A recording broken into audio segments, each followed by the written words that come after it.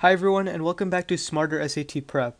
In this example, we're going to be looking at a question which essentially follows the most common SAT trap for the reading section, and that's partially correct answers.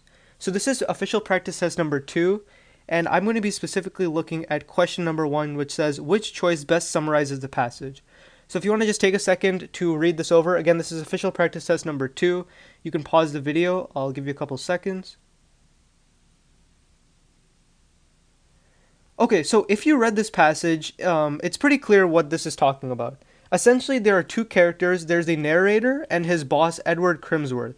And what happens in this is Edward starts off the passage by recounting this mistake he's made, choosing this profession, and then he kind of transitions into talking about why Edward Crimsworth has been so troublesome to him and why he has struggled so much kind of with just what Crimsworth has done to him, why Crimsworth is annoyed by him, and kind of the gloomy life that he now lives because of this job that he's very unhappy with. So now let's look at this question which says, which choice best summarizes the passage? And the reason why I picked this question is because there's one correct answer, and then there are three incorrect answers which are all partially correct. In other words, they have elements to them which are correct, but because there's a part of them which is incorrect, they are wrong. And this is something you have to remember on the SAT reading section. If an answer choice has even something slightly incorrect with it, you have to eliminate it. So let's look at that. So I'm going to skip choice A for now and simply go to choice B, which says, two characters employed in the same office become increasingly competitive. So here is why this choice is incorrect. Let's look at this first part. It says two characters employed in the same office. This is all correct. So I'm going to underline this actually in green. We do have two characters employed in the same office. We know that. And now we have the second part which says they become increasingly competitive. And this is where this answer choice becomes incorrect. While yes, both of these characters kind of have a disdain for each other, they're not exactly friends, nothing in this passage suggests that they become increasingly competitive. For them to become increasingly competitive, they would have to start off kind of with some kind of a task or some kind of a commonality, and then kind of progress more and more to the point where they then become enemies and they try to compete with each other to see who can become better. And that's not really what happens in the passage.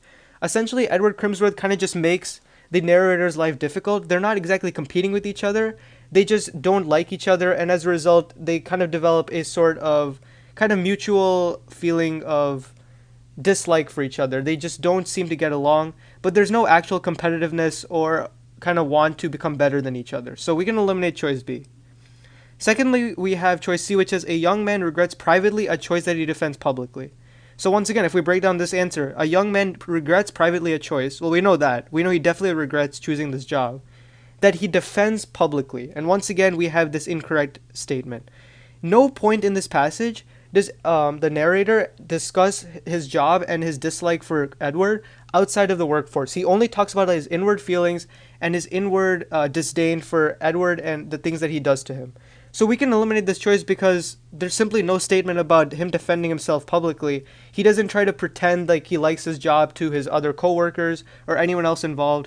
He hates Edward and he doesn't make it known whether he defends that publicly or not. So we have to eliminate this answer choice.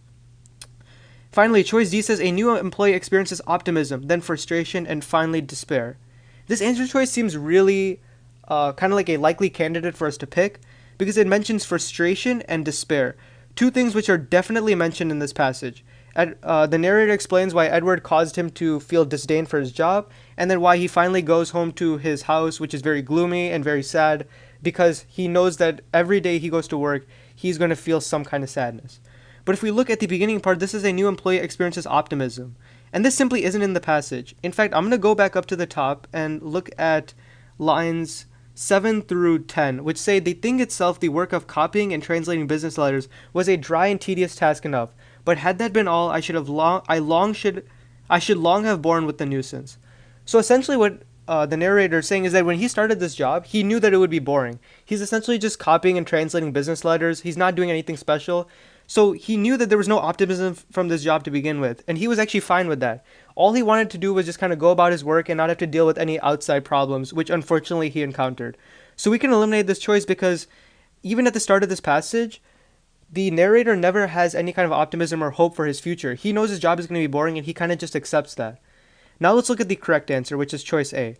This says a character describes his dislike for his new job, which we absolutely know he does, and considers the reasons why.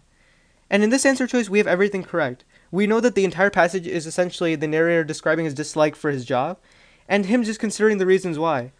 Consider some of the parts of this passage where, if we look at the top, we can even look at some evidence where he says, "My southern accent annoyed him. The degree of education evinced in my language irritated him." Essentially, the narrator was very educated, and he came from a different area than Edward, and Edward absolutely hated that about him. He goes on to further say, "My punctuality, industry, and accuracy fixed his dislike." So as you can see, he's clearly considering why Edward disliked him and kind of just going over the reasons why, which is why this answer choice is completely correct.